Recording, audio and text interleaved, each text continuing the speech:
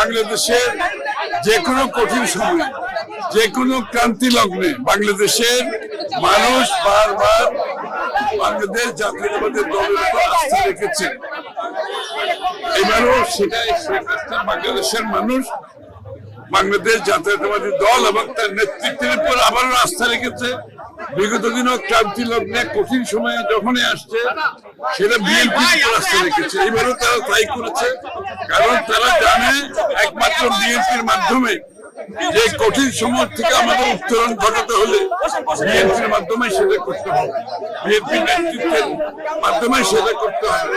এবং বিএনপির নেতৃত্বে তারেক রহমান সাহেব উনি যে পরিকল্পনার কথা বলেছেন, যে প্ল্যানের কথা বলেছেন, এটা বাংলাদেশের জনগণ এটার উপর আস্থা রেখেছে।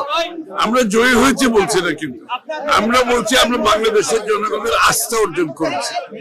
জয়ী হয়েছে একথা বলতে চাই না, বাংলাদেশের জনগণের আস্থা অর্জন করেছি। আস্থাটা রাখতে হবে, এটা অনেক বিশাল কাজ। আপনারা সবাই দোয়া করবেন। রাজনৈতিক শিষ্টাচারের মাধ্যমে আপনি আপনার রাজনৈতিক কর্মকাণ্ড পরিচালনা করবেন, গণতন্ত্র অত শক্তিশালী হবে।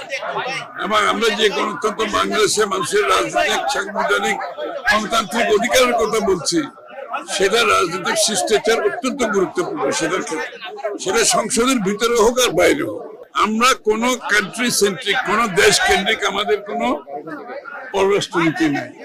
আমাদের পররাষ্ট্রনীতি সব দেশের সাথে, বাংলাদেশের মানুষের সাথে, বাংলাদেশের সাথে, এবং কোন কান্ট্রি সেন্ট্রিক, কোন দেশ কেন্দ্রিক আমাদের কোনো পররাষ্ট্রনীতি নাই।